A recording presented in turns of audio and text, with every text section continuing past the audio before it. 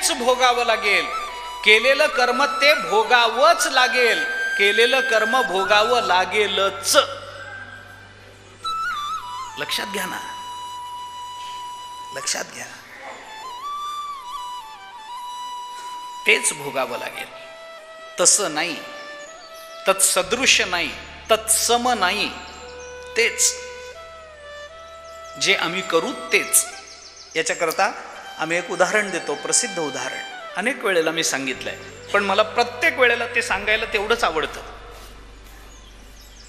कारण त्याच्यातून ते कळतं. तेच भोगावं लागतं म्हणजे काय भोगावं लागतं? तेच म्हणजे तेच भोगावं लागतं बाबा. फलसादृश्य नाही, कृती सादृश्य सुद्धा तेच राहणार. फलसादृश्याचा विचार करूच नका.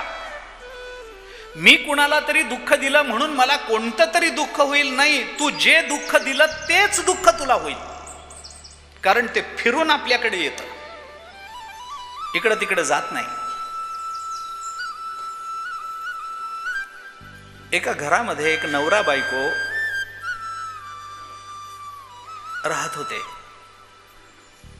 नवऱ्याचा म्हातारा बाप,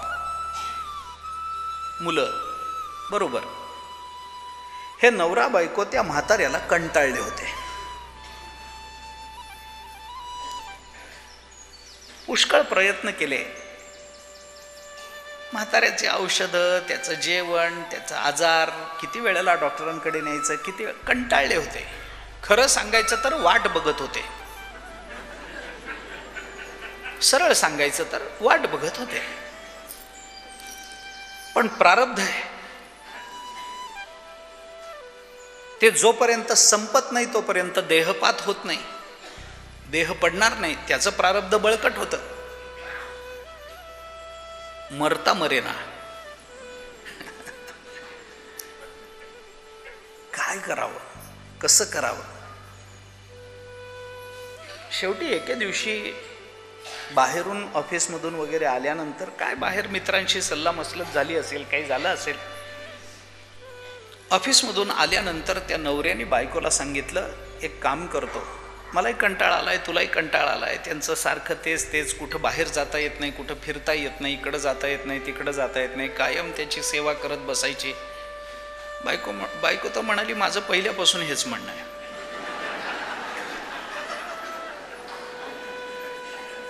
मग काय करायचं, काय करायचं? नवरा विचार करून आला आणि त्याने सांगितलं, काही नाही, काम करतो, याला नेऊन कुठल्या तरी वृद्धाश्रमात ठेवतो, कुठेतरी नेऊन ठेवतो. आपल्याला थोडं स्वातंत्र्य मिळेल, मोकळीक मिळेल. कुठेतरी जातो, वृद्धाश्रमामध्ये सोडून येतो पटकन. बायको म्हणाली, याच्याकरता तर मला तुमचा अभिमान वाटतो. काय डोकं अलौकिक चालतं तुमचं.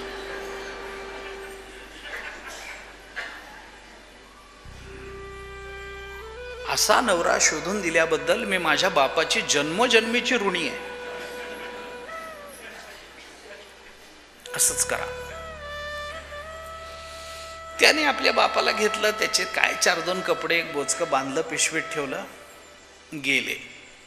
वृद्धाश्रमात सोडलं.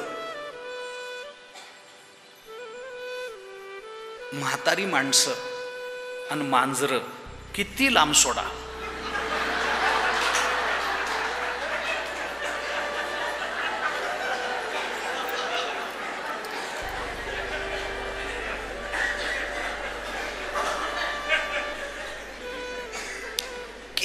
लांब नेऊन सोडा. आपण घरी यायच्यात आपल्या स्वागताला हजर असतात.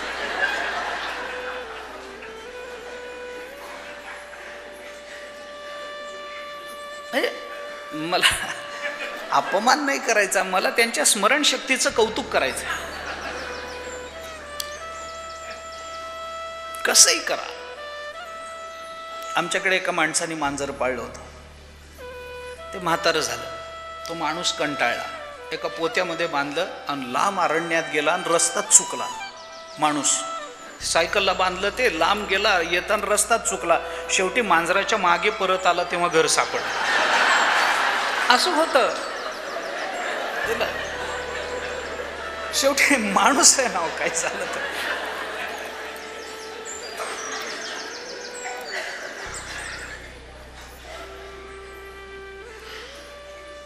किती लांब सोडून या, परत येतात. म्हातारा परत घरी आला, एकटाच आला. आता काय करावं, काय करावं, कसं करावं. पुन्हा काही दिवस गेले, पुन्हा काही झालं, नवरा चिडून आला आणि एके दिवशी बायकोला म्हणाला, आता एक काम करतो, हे कायमचं संपवावं लागेल. काय करता काय. तो म्हणाला, काही नाही, यांना काशीचं निमित्त करून काशीला नेतो आणि देतो गंगेत ढकलून. जाऊ दे, आता मी वैतागलो, नको वाटायला लागलं मला, हे कंटाळा आला. काहीतरी एक सोक्षमोक्ष लावला पाहिजे. काशीला न्यायचं म्हणतच होते, काशीला जायचंय, काशीला जायचंय, नेतो आणि देतो गंगेमध्ये ढकलून. पिढात जाईल, सगळंच संपेल. येतो परत, वाहत गेले, वाहत गेले, वाहत गेले, गंगेत पडले, वाहत गेले, म्हणता येतं. येतो परत. बायको म्हणाली, 16च्या 16 सोमवार उदयाला आले. 16 सोमवार व्रत केलं होतं तुम्ही मिळावं म्हणून, फार चांगलं.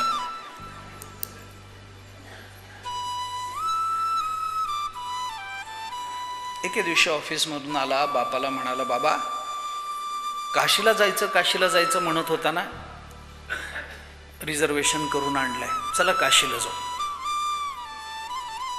बापाला लक्षात येईना, रोज कामावरून आल्यावर मला शिव्या देणारा मुलगा आज काशीचं विचारतोय, ही गंगा माझ्याकडे उलटी कशी वाहत आली.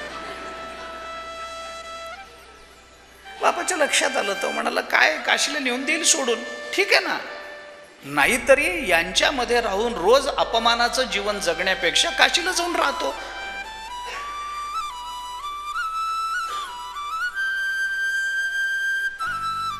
काशीला जाऊन राहतो, तिथं मला कोणी अपमान करणार नाही. भगवान मला उपाशी ठेवायचे नाहीत. काशी आहे ती अन्नपूर्णा मातेचं शहर आहे. काशी क्षेत्रामध्ये आजपर्यंत कोणी उपाशी झोपला असं उदाहरण नाही आहे. अन्नपूर्णा वावरते तिथे.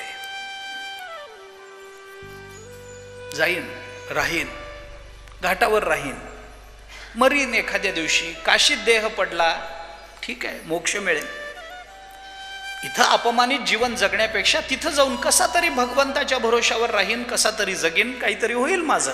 नको, हे मलाही अपमानित जीवन जगायचं नाहीये. बाप म्हणाला, चल जाऊ आपण, मी बॅग भरतो. मुलगा म्हणाला, बॅग कशाला पाहिजे, जायचं आणि यायचं. कारण ज्याला परत आणायचं असतं त्याची बॅग असते, ज्याला परतच आणायचं नाही त्याची बॅग कशाला न्यायची. तरी वडिलांनी काही पिशवी भरून घेतली, रेल्वेमध्ये बसले, काशीत पोचले. रात्री 2-2:30 वाजता ती रेल्वे काशीला पोचली. उत्तर रात्री रेल्वे पोचली. बापांनी सांगितलं, कुठल्या तरी धर्मशाळेत राहू, उद्या सकाळी गंगेचं स्नान करू, भगवंताचं दर्शन घेऊ, परत जाऊ. मुलांनी सांगितलं, आपण काशीत आलो, इथं आल्यानंतर उद्या सकाळ कोणी पाहिली बाबा, काय माहिती रात्रीत काय होईल ते, आत्ताच जाऊ गंगेत स्नान करू. कारण मुलाच्या मनात हे की उद्या सकाळी गंगेवर आपण गेलो, लोक अनेक आलेले असतात, समजा आपण आपल्या बापाला धक्का दिला, तो पडला, वाहत निघाला, कोणीतरी हात देऊन बाहेर काढेल आणि बाहेर काढलं की पुन्हा घेऊन जावं लागेल. आता रात्रीच्या वेळेला गंगा निर्मनुष्य असेल, घाटावर कोणी नसेल, ढकलून दिला, आरडाओरडा केला तरी कुणाला कळायचं नाही, सगळे झोपलेले. जाऊ तिथं, धक्का देऊ, जाऊ दे, गंगेला समर्पण करू बापाला, आत्ताच जायचं. बापाच्या लक्षात आलं, हे काही प्रकरण बरं दिसेना. तो म्हणाले, ठीक आहे, जाऊ. गेले. गंगेवर माणूस नाही, शांत गंगा प्रवाहित आहे. वाहते आहे. गंगेत स्नानाला जायचं, सामान ठेवलं घाटावर, आत गेले गंगेमध्ये. तरी बापाने शेवटचा प्रयत्न केला. तो म्हणाला, मी इथं बसून आंघोळ करतो, तू जाऊन या. मुलगा म्हणाला, तसं नाही, तीर्थ स्नानाचं पुण्य हवं असेल तर नाभीप्रमाण पाणी लागतं. गुडघ्या एवढ्या पाण्यामध्ये स्नान करून तीर्थाचं पुण्य मिळत नाही, असं धर्मशास्त्र आहे. कमीत कमी पाणी नाभी एवढं लागतं. नाभीप्रमाण पाण्यामध्ये जावं आणि तिथे डुबकी मारावी, असं शास्त्र आहे. नाही, आत चला, आत चला, आत चला, आत नेलं, आत नेलं. मी आहे ना, तुम्ही का चिंता करता, मी हाताला धरून नेतो. बाप म्हणाला, अरे मला थंड पाणी सोसवत नाही, मला पोहता येत नाही बरं. तो म्हणाला, काही नाही, मी आहे ना, मी आहे, तुम्ही चिंता करू नका. बाप मनात म्हणाला, तू आहेस म्हणूनच चिंता वाटते. चला, आत चला, आत चला. हाताला धरलं, आत नेलं. छातीपर्यंत पाणी, गळ्यापर्यंत पाणी आलं. पायऱ्या संपल्या, वाळू संपली. आता पुढे गंगेचा मोठा प्रवाह आहे. मुलाच्या मनात बापाला इथं ढकलून द्यायचं, इथं ढकलून द्यायचं असंच. म्हणून तिथपर्यंत गेल्यानंतर मुलाने बापाला धरलं आणि ढकलून देण्याकरता म्हणून जोर लावायला लागला. त्या म्हाताऱ्या माणसाच्या अंगात काय बळ आलं मरणाच्या समयी देव जाणे. त्यांनी मुलाचे जे 2 हात घट्ट धरून ठेवले, सोडता सोडेना.